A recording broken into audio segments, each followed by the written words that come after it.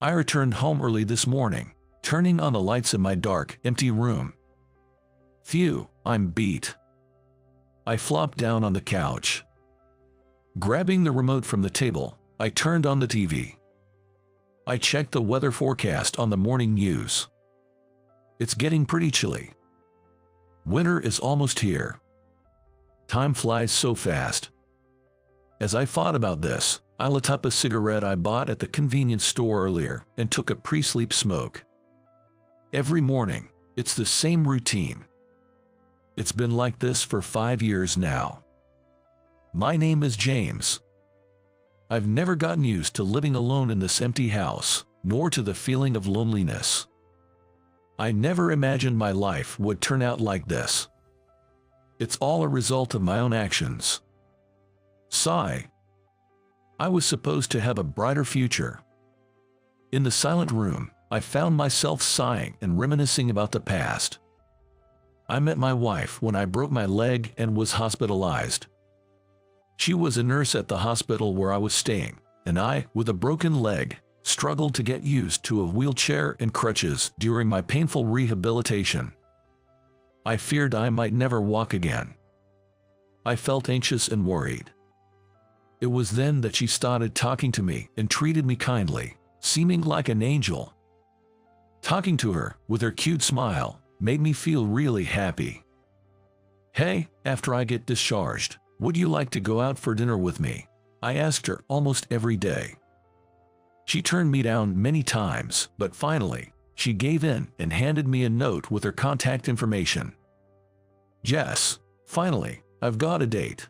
The night before our first date, I was so excited that I had trouble falling asleep. On our first date, I was completely captivated by her. I had only ever seen her in scrubs before, but she wore a white floral dress and stylish accessories. After asking her out to eat several times, I confessed my feelings and asked her to be my girlfriend. I was over the moon when she said yes.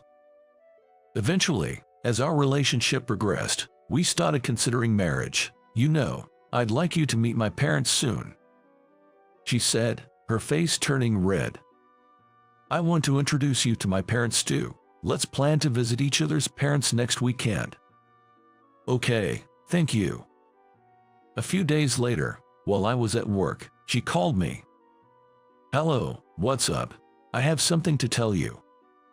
"Hey, I'm at work. What's going on?" "Sorry, but I just couldn't wait to tell you." She sounded really happy. "What is it?"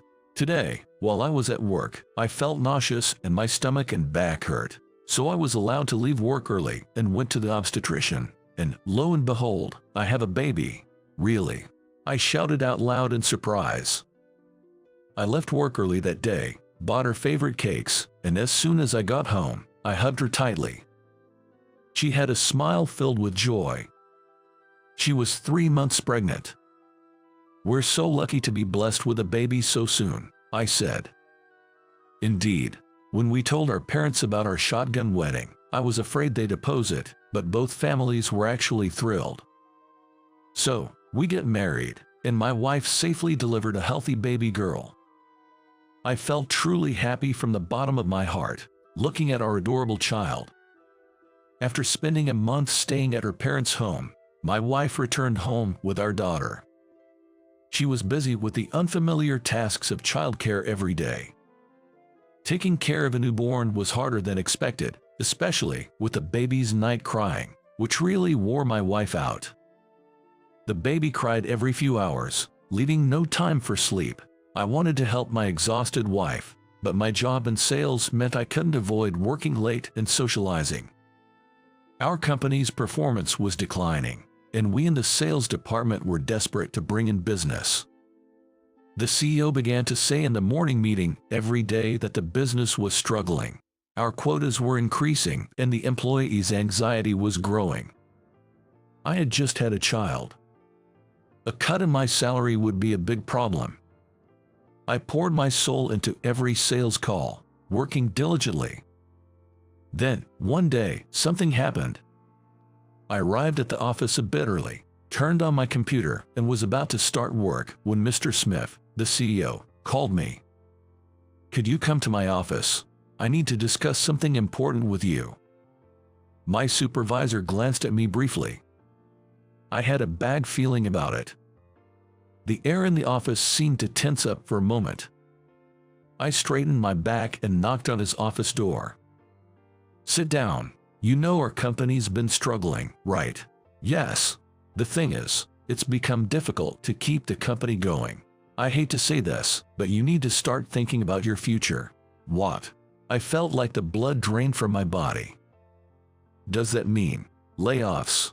As I struggled to believe what I was hearing, I was also driven by a need to do something, pleading with Mr. Smith. "Can't you reconsider?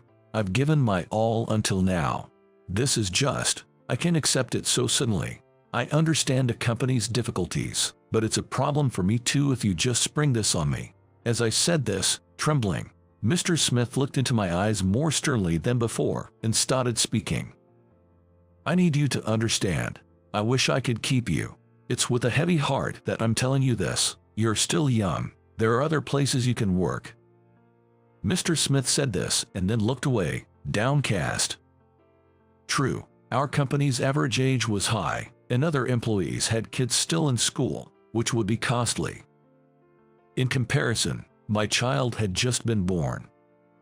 There weren't immediate hefty child care expenses. In the end, I accepted Mr. Smith's offer and left the company through early retirement. How should I tell my wife about this? She's already struggling with new parenting. When I explained the situation to her, she just said, "Can't be helped," and didn't say anything more. But, "Will you be able to find a new job soon?" That seemed to be her only concern. Actually, I had something on my mind. Someday I would like to save up money and open my own store. I had such a dream. I was able to retire from the company and also receive a small severance package. So, I thought I would use the money to open the small pub of my dreams. That's what I thought. When I told my wife, she just said, "I see," and seemed uninterested, saying, "Child care is tough right now." Then, I began preparing to open the pub. First, I started working part-time at a local bar I had noticed before. I also enrolled in a culinary school to learn about managing a food business, keeping busy every day. I had no time for household chores. Gradually, my wife and I began to argue more, and soon, every conversation turned into a fight. The bright and kind woman my wife once was had disappeared, replaced by a completely different person, quick to anger.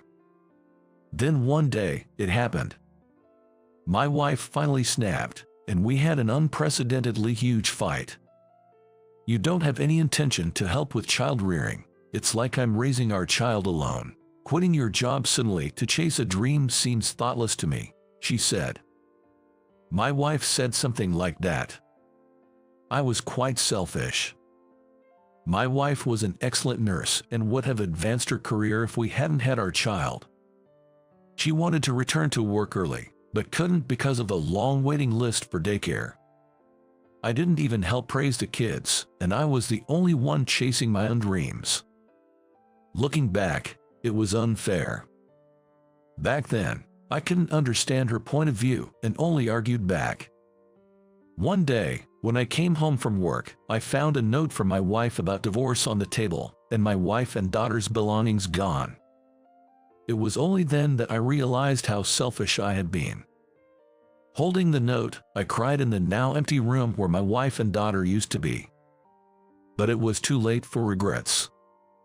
Later, I went to my wife's parents' house, and after many discussions, we ultimately agreed on a divorce. Our daughter was young, so custody went to my wife. Alone, I threw myself into work to escape the loneliness.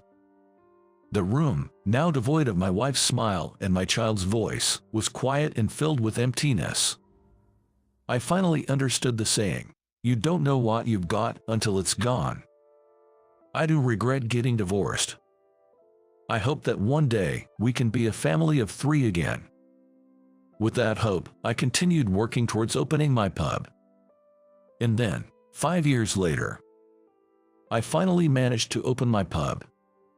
Initially, there were few customers, and I worried about whether I could keep going, but the manager from the bar where I used to work part-time visited often. He gave me various advice on the menu, pricing, and interior layout, gradually increasing my clientele. Now, the business is starting to pick up. Then, one day, as I was cleaning up after a day's work, a woman came into the bar. "Sorry, ma'am, we're closed for the day."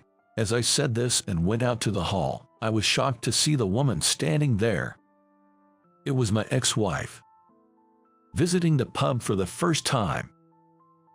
"Sorry for dropping by so suddenly." "No, it's okay. Have a seat." I only saw her once every 3 months for a visit with our daughter, and we hadn't met recently because our daughter wasn't feeling well.